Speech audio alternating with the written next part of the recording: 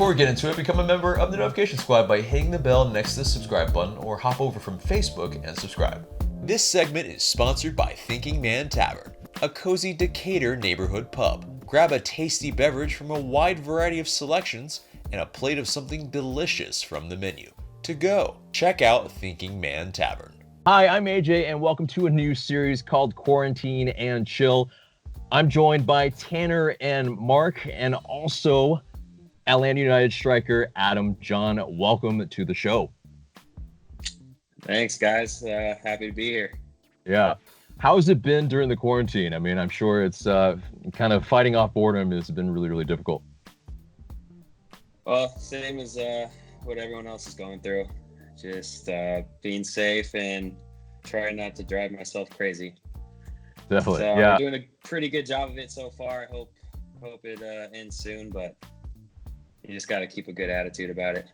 Yeah, definitely. I mean, we love all the social media interaction that you've been doing, and it's just I think heartwarming to see that you are caring and trying to be part of the community. So yeah, we thank you. We love it. Yeah. Thanks. Well, thank you guys, and thank everyone for interacting because we have a lot of free time, so it's good to get some back and forth. Definitely. You can't ride the bike from the club all the time, right? Yeah, I've definitely put in some miles on that stationary bike.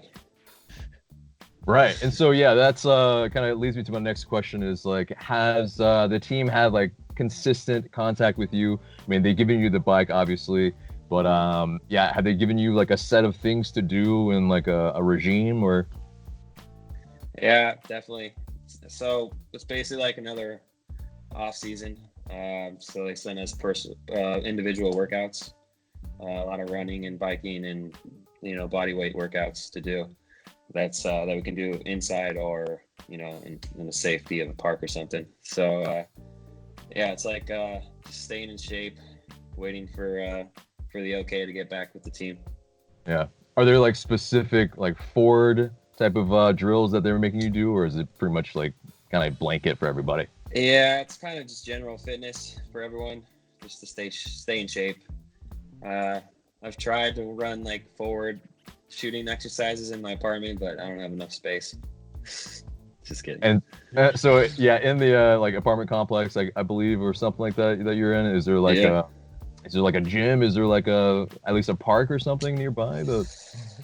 Well, there is a gym, but it's closed for safety. All the public amenities are shut down until we get a grasp of this thing.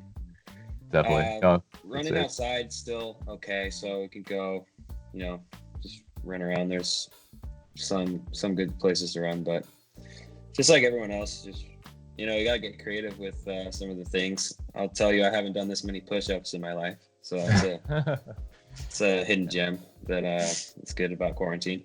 Yeah, for sure. Well, all right, let's get into the first proper segment, and it's called Wikipedia Fact or Fiction. And we'll pretty much go through your wiki page, and you let us know if they got it right or if they didn't. So, Mark, take it away. Okay. Sweet. All right.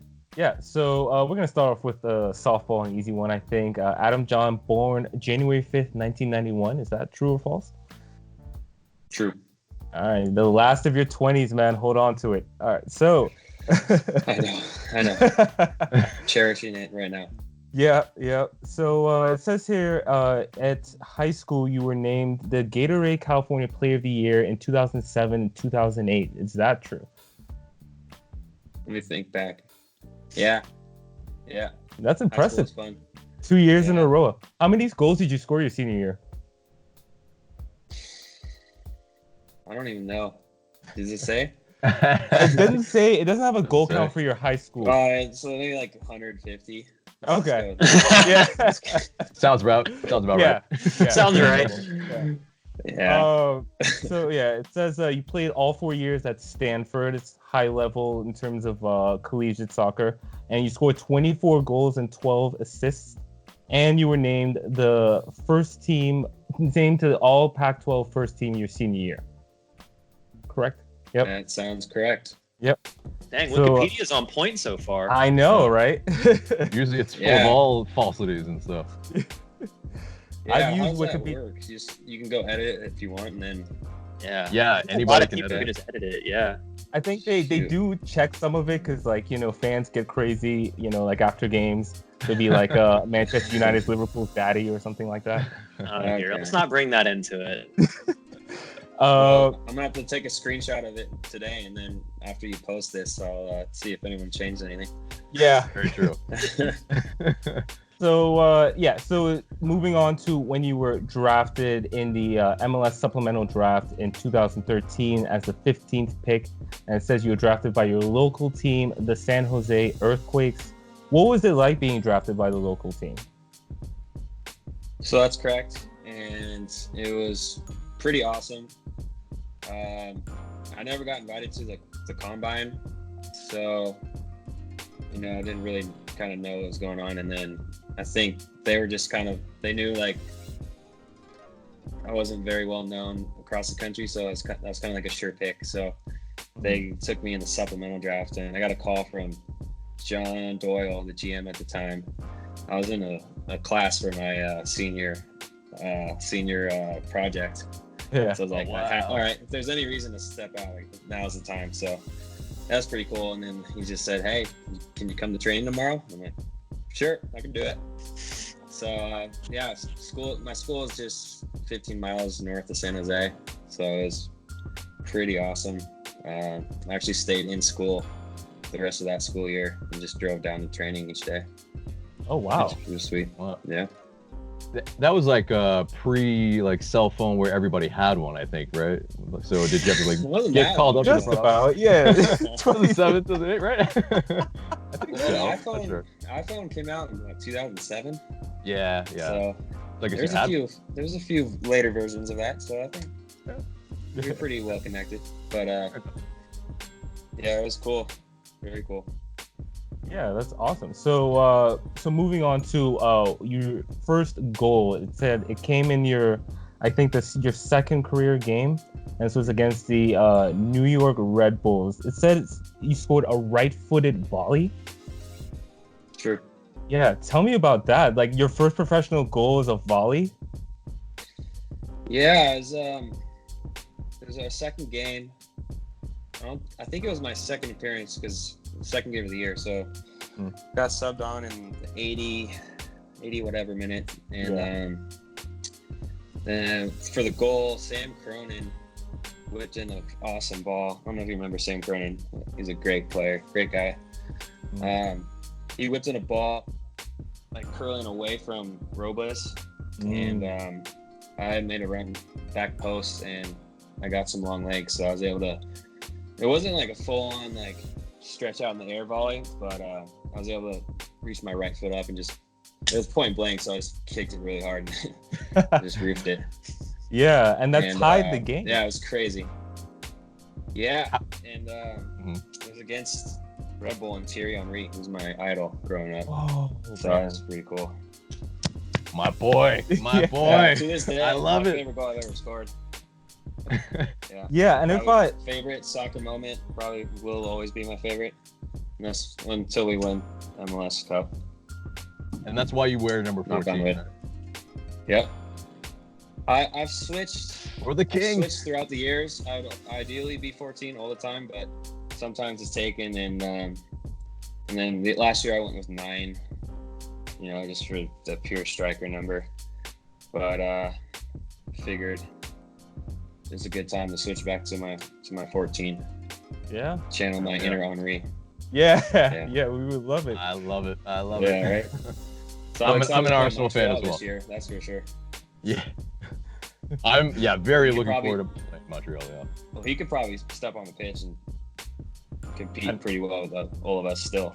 Right, So, right, yeah. Yeah, he yeah, showed it's cool to see another Arsenal fan. Yeah, he showed that thing in training. He was on the sidelines and he like kicked it in from an impossible angle. I ate it up. Yeah, super casual. Yeah, he's like, bye guys. We're just like, Jesus. I'm here all week. Yep. All right, go on, Mark. Yeah, so that actually staying with that game, so that actually tied the game, and then you helped set up the winner, helping Yeah. set up the penalty kick. And so that must have been an awesome moment because you help complete the comeback win, and then that was against the 2013 Red Bulls, and that was a pretty good team, right? Yeah, they were solid. And some good players. Yeah. And so we had it later after the goal. We had a corner kick, an outswinger, and it was lofted up pretty high, so I was the only one able to get it. So I just kind of it would have been a pretty awesome goal if I scored it, because it was at least 12, 14 yards away, but the defender threw his hand up blatantly, so blocked it and drew PK. So Wando stepped up, and if I remember, Roy Miller was a defender in that game and on the team at the time. Wando actually missed the PK, but he had infringed in the goal box, like he was like 5 yards inside the goal box. Yeah. So the ref had us retake it, and then Wando buried it, and we ended up winning 2-1. Nice. You can't give a guy like Wando 2 chances at it. Yeah, I mean, I was shocked he didn't put the first one away, but I mean, 2 chances, he'll score the second one. Is he as intense as he looks like on TV? Because when he's in the midst of a game, he looks to be one of the most intense players I've ever seen. Like, he's fully geared up all the time. No, so yeah, it's definitely different off the field. Like, this coolest dude you'll ever meet, but on the field, it's all business. And with him, it's awesome because he's so intense, but it's never anything personal. Like, he'll shout and scream at you, but like, it's not like malicious or anything. And like, after the game, he'll like be your best friend. Yeah. But he's just a true winner and competitor, and you see that because on the field, it's just like, so focused, so intent on winning. Yeah, I mean, what was it like being drafted, by the San Jose, being able to play with somebody like Wando? Like, did he take you under his wing, kind of? Yeah, I mean, he kind of took everyone under his wing. Because he's like a leader, and everyone looks up to him. As a forward, it was amazing just watching him in finishing exercises, because he could miss. So I definitely looked up to in that regard. And then also on the team when I was drafted, Alan Gordon and Steven Lenhart, and they're more my type, bigger dudes. So I actually had a really good group of forwards to look up to. And also Mike Facito, can't forget about Mike Facito. I don't know if you remember him. Nice little left-footed fast forward, really good dude too. So I was really blessed to have that group of forwards to look up to, push me, teach me a thing or two in my first year. Nice. So I'm going to skip ahead a little bit to December 10th, 2018. You signed with the Phoenix Rising that day. Of course, in Columbus, maybe you didn't get as many opportunities as you would have liked. So how did you feel signing with a new team at that point? Felt grateful, really. I was done in Columbus, and I could have maybe seen some other MLS teams would be interested, but I knew I'd have been on the same kind of role. So I was really just keen on playing a lot, seeing what I can do, being a starter. So I was really excited for that opportunity. Mm-hmm. And I've been to Phoenix a bunch. I hadn't lived there or anything, but it's a really, really cool city. We loved it there, and had a great year, and that led to this. So really look back fondly at the whole experience. Yeah, great fans. Yeah, really, really committed fans. Awesome city. The atmosphere at the home games were great. Mm-hmm. Similar to the Atlanta, just a little. They don't have a 70,000 seat stadium. Sure. Do you think it's a team that potentially could see a move up to MLS, or a city getting an MLS franchise in the future? I sure hope so. I don't see why not. But that's above my pay grade. Yeah. There was a lot of politics involved and money. But I think Phoenix as a city would they would thrive.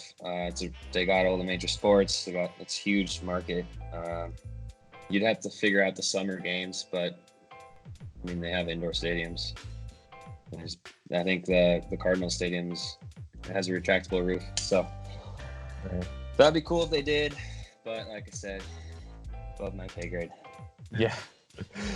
Yeah, I would love to see Didier Drogba's club rise to the top for sure. But he's a Chelsea fan, so. But and finally, on January 22nd of this year, you were acquired by Atlanta United. When you first heard they were interested, what was your reaction? Well, it was a little incredulous at first. I got a call from my agent a little bit before Christmas, and he had said that Atlanta was kind of, feeling out some strikers to fill that second role behind Joseph, and that I was one of them. And I'm like, sure, Justin, I heard this before, because he's called me a bunch, like, hey, this team's interested, and nothing panned out. So at first I was a little hesitant, and then on New Year's Eve, I got a call from Rick Shantz, the Phoenix coach. And he said Atlanta, Carlos Bocanegra had called him, asking, if I'd be interested in moving and if the club would be interested in selling me and all that stuff. So that's kind of when it became real. I'm like, oh, dang, sweet. And then, the first week and a half of January was sorting all that out. And then there was a little delay in the paperwork until the 22nd, but that's kind of the timeline of everything. Yeah, awesome. And we're certainly glad you're here, especially, kind of unfortunate circumstances, but now that you have an opportunity to fill in that role. Yeah, I mean, it's crazy. Couldn't have predicted it. I think if there's a blessing in disguise with all this quarantine and the virus is that the season's pushed back. So right, Joseph isn't missing as much time as he would. But whoever Frank selects is forward. And if it's me, as long as we win, I'm happy. Yeah. Hell yeah. All right. Well, so next up, it's a segment called Long Ball, where it's longer form questions and you can answer as long or short as you want. So Tanner, take it away. So outside of your, we'll call it first professional visit to Atlanta in 2017 with Columbus, what all did you know about the city of Atlanta before you signed here in January? To be honest, not much. I just know the humidity in the summer is pretty bad. And Facts. The food's really good. There you Also go. Facts. My dad went to Georgia Tech way back when. So he had told me about a few spots that I needed to go. I forgot him already. I'll have to ask him again. But it wasn't the varsity. But, I couldn't tell you. Hey, to be fair, you said a long time ago, so the city has changed a lot since then. Well, we have the biggest thing in the city now being Atlanta United. So speaking of Atlanta United and it being new, what was your impression of the team when you first encountered them in the 2017 season with Columbus? We were really impressed, and we were ready for a battle. I think that having it end 0-0 was the best thing that could have happened to us in that game with the crew. But man, when you have players like Almiron and Martinez and there's all those threats, it's scary, and when you're going against them, you just try to stick to your game plan and execute that as good as possible. But it's hard against guys like that. Hey, well, it worked out for you guys, so I guess you can't really complain too much as far as that goes. When it's a one and done thing, that's when you get those kind of upsets. And that's why I think a lot of people, that's where like the Supporters Shield versus MLS Cup like weight comes into play, because you get teams like that. I think Portland in 2015, when they snuck in the playoffs, went on a roll, peaked at the right time, and won. Like, do you value that team winning the MLS Cup or a team breaking the Supporter Shield record, more? And that's always going to be a debate. So kind of listen with that answer, like leading into that, what do you feel is more valuable then to you personally, the MLS Cup or the Supporter Shield? Well, it depends on the league. I think in the USL, we valued the Supporter Shield because last year was such a groundbreaking year record-wise. But I think MLS is kind of set up in American sports in general for MLS Cup to be a little bit more important. I don't know. What do you guys think? I mean, we're kind of all over the shop. I think most of us being, fans of the European game first, we prefer that league table because it gets you that, everyone plays everyone twice, so it's even. And I think for us, it's difficult because with MLS, it continues to expand. There's more teams. There's no way to have an even schedule where everyone plays everyone. So how can you really know who's the best if it's not an even schedule? Right. Yeah, and I think and for travel. me, the travel. All the travel. I think the disparity as well. Only 4 hours. Right. Yeah. Look, I'm 6'5", so I know how it feels to fly economy on a plane. So like you and I get that. I can't imagine having to do that after a game or before a game. It would do my head in. Definitely cramped up a few times. Had to put my leg above the seat in front of me. Oh, wow. Do you ask for the window or the emergency exit rather? Yeah. Exit's ideal, and then aisle over anything else. Do you have like a MLS travel horror story / funny story that like is memorable that you think comes to mind? Oh man, let me think about it. All right. I'll get back to you. All right. So, what was one thing after you moved here? What's one thing that you've discovered in Atlanta that you didn't expect to find since you've moved? Oh, well,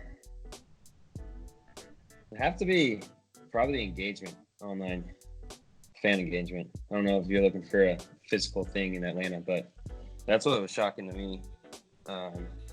Just the response and the connectiveness of all the fans, and it's kind of blows you away.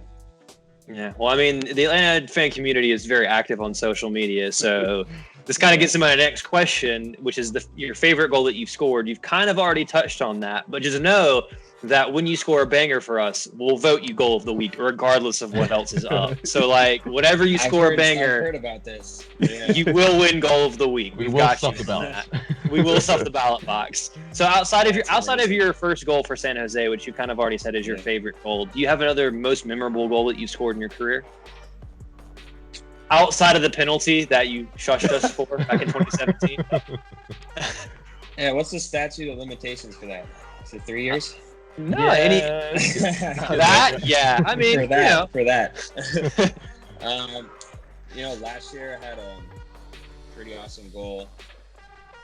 We were playing Tulsa Roughnecks.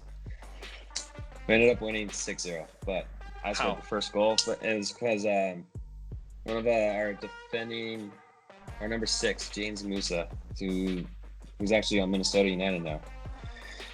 He got the ball from Zach, our goalie, Zach Lubin, and just looked up, and I kind of like he caught eye contact, and I'm like on the back line in the other half, and he's 5 yards outside of our goal box, and I just kind of like checked a little bit, one step towards him, and just took off, and he was, I don't think.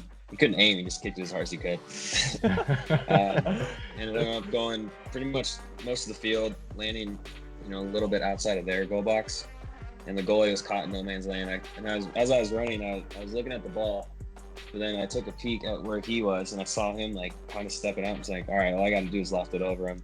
So luckily, I was able to get enough speed to get to the ball and dive for it, and just was able to loft it over him, chip him. On the fly. Ooh. So that was a cool goal. Just really awesome to do. That's awesome, man. That's awesome. Yeah. So, Thanks. do you have a favorite fan base from your previous stops outside of Atlanta United, or just a favorite city that you've enjoyed being in? Oh man, you're gonna make me choose. No, I can't. I'd say every city I've been in, and this is, I think, more of a testament to soccer in the United States. But every city has had an awesome fan base in its own way, and so wherever I've been, I've really like felt welcome and loved by the fans in each city. And like I said, I think that's a testament to the growth of the sport in the United States, and it's really cool to play a small part in that, and then to see what it's going to be like in the next 20, 30, and so on years, Awesome. And then a final Diplomatic one. answer. Yeah, very diplomatic Well done. answer. Well done. Well played. Well played. Yeah. Final question on this one, and this is something we've tried to ask some of the other players that have come on previously as well, like Tito Bijabo when we had him last year. What's the hardest thing about being a professional soccer player that most fans take for granted or just don't understand?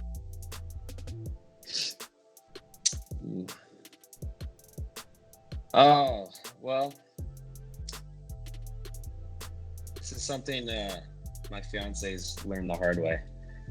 But after training, especially like a Tuesday training, which is like the hard work day of the week, the last thing we want to do is go do normal human things and like go shopping and whatever, go walk around. All I want to do is lay on my bed and rest. And it took Carly a little bit to learn that, because I would come home from training and she'd be wanting to go like, let's do this, like go, because she obviously didn't go run around all morning. So that's kind of something I would say most people don't, fully understand. I mean, you've been sore before, but just that, like, because our job is to rest up for the next day, to be ready to go again and again and again, 100%. So I'd say that's probably one thing most people don't really think about. Awesome. Great answer. All right. Well, this segment is done, and we'll move on to rapid fire round. And so, very, I think, self-explanatory. So we'll just get right into it. Ronaldo or Messi? Messi. Ooh. Okay. Favorite player of all time? Henry. Okay. Yep. I love it. I knew this already, but I love it. Favorite player growing up? It might be the same answer. I'll do a different answer. Zidane. Ooh. Love Zizou. I don't know why I got the French connection, but those are my probably two favorite players. Really great shouts, though, for sure. Yeah. Favorite football team you followed? I think I know this. Football or American football? All right. Yeah, soccer team. Arsenal. Football. Yeah. Yeah, I named my dog Gunner after that. Wow. Yeah. Mhm. Oh, That's my dedication. God. Quick sidebar. Have you heard of that guy who got married and named his son Lemezra? Which is Arsenal Oh, backwards. Yeah. Oh. No. He said that in somehow, and his wife was like, "That's a wonderful sounding name," and it was beautiful. Perfect. Favorite sport besides soccer, football? Golf. Golf. Yeah. California or Not good Ohio? at it, but California. Well, Born and raised. Born and raised, yep. Position you'd Snow. play if not for striker? Center mid. Ooh. I have to ask. Yeah.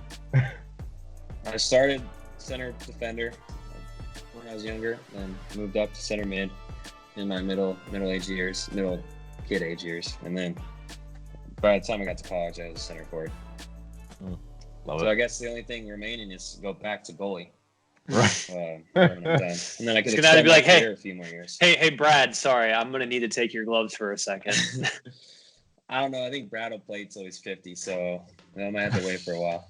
Well, the one thing about Brad that I don't know if you know, but Atlanta United fans certainly do, is when he calls to punch a ball, duck, because Franco Escobar has been punched in the head twice. So whenever he's calling for a ball in the box, if you're back defending, it's usually best to get out of his way. He concussed Franco Escobar a couple of years ago. But in training, there's a chance to go up for the ball, and I kind of just let him have it. I'm like, no need to be a hero today. Right. I value my life. Not in training. Yeah. Yeah, especially not in training. Who's the hardest player to go up against in training? Miles. Just strong, fast, great player. And it's exciting to have him back soon. Indeed. Yeah. We all are. Yeah. Because, I one of my, I remember in first few weeks with the team this year, I checked to the ball, and I thought I'd thrown him off a little bit because he was kind of man marking me. So I thought I was in the clear, and so I took a touch back towards our goal to switch it, and this is at midfield. I'm like, oh, chilling. So I'm like, I think I have a few spaces. Next thing I know, this guy just they took 2 steps and stole it from me and passed it to Joseph, who scored. Like, dang, that was really athletic because I thought I was in the clear. So I'd say, Miles for sure. Okay. Well, that's it for Rapid Round, and then it gets us to our fan questions. Thank you, fans, for sending in these questions. First question comes from Bad Boy Tim Tim. What is your thought process during a PK? Pick my spot and hit it. So that's kind of. Well, I've heard if you hesitate, then you're done for. You might loft it in the sky because, Yeah, and there's those players,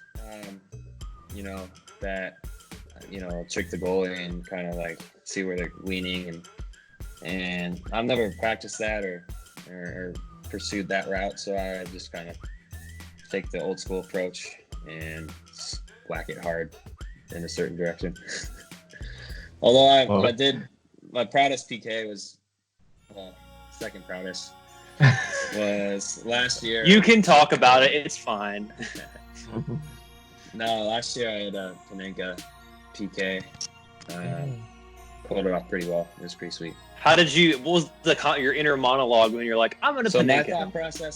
My thought process there was, no goalie is gonna think some 6'3" white dude is gonna do this. So it's pretty safe to do it. Unless it's Zlatan or something. Yeah, true. But True. Time, yeah. What was your? It's a tough question, but I feel like I have to ask it. What was that thought process in that moment like when you stepped up to take that penalty against Atlanta United in 2017 with 70,000 people hoping to God you missed it? Yeah. Did you feel the atmosphere? That's kind of why when you train PKs or usually kind of anything, you kind of want to have your train it over and over so your muscle memory is there, and so when you actually need to execute, you're not consciously thinking about it, you just subconscious takes over. So that's kind of what happened. I was just in the moment and had chosen what to do and just did it. I think what's crazy is Brad had gone that way the first 3, and then for that one he went the other way. So but yeah, I was just kind of in the moment at the time. Yeah, well, so speaking of, so Nick B Studios asks, did any of the team give you a hard time for the when you first arrived? Yeah. Not directly to my face.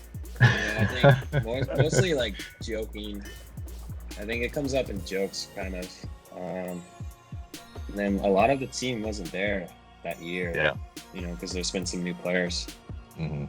But not really, because I think they've all moved on, and we're all focused on what's next. So there's not really, no one needs to talk about it. Yep. Makes sense. Yeah. Makes sense. Next question comes from El Marini 7. What was your reaction when you got the offer from Atlanta? I think we already kind of got this, but you can kind of put a little, shorter version of this if you want. I'll just add to it. Obviously, been thrilled by it, and the coach, Rick, my coach in Phoenix, when we talked about when Carlos had called him, he had said, listen, if it's something you don't want to do, let me know and I'll tell him no. But I'm like, Rick, I think this is what we all want, to play at the highest level and push ourselves to the best of our abilities. So I think I have to take it. And he was like very supportive of that and totally got it. And so after that, I'd say there's not many MLS teams that I would have said yes to, because at the time, and once Joseph's back, it will be in that number 2 role. And that's what I've done in Columbus and before that. So there aren't many MLS teams I would have left Phoenix for to take that role on. But how do you say no to Atlanta? Oh, that's music to my ears. So I'm like, I gotta do this. All right, and so last question comes from Evan Hustle. This is if you've been keeping up with some of the trending shows on Netflix, but aka Tiger King, did Carol Baskin kill her husband? The last week or so, I've been hearing more and more about it, and I still haven't watched it. Oh, okay. I'm in the same boat. I gotta start now. It's I wild. watched stuff about it. Like, I saw a trailer briefly, and I'm like, this looks insane. You're right. But It's got everything. I'm sure it's addicting. I started watching it, and it's one of those things where it's just like, it felt like a fantasy writer just did some sort of like hallucinogenic substance and then wrote the tagline for this thing, except it actually happened. And it's just, every episode is just, That's what makes you're it crazy, asking yourself, how is this real life? It really is, yeah. It's like Yeah, I always hate it's watching definitely, it. It's definitely next on my list. I've been rewatching Californication. I love that show. So I didn't even watch that show, Yeah, which is kind of a crazy show too. But indeed. I'll watch that next. Yeah. Well, we'll let you go. Thanks so much for coming on Quarantine and Chill with us, Adam Jahn. Thank you very much. We will talk to you soon. We'll see you hopefully sometime on the pitch very soon after that. I hope so too. And thanks for having me. Thanks, man. Thank you so much.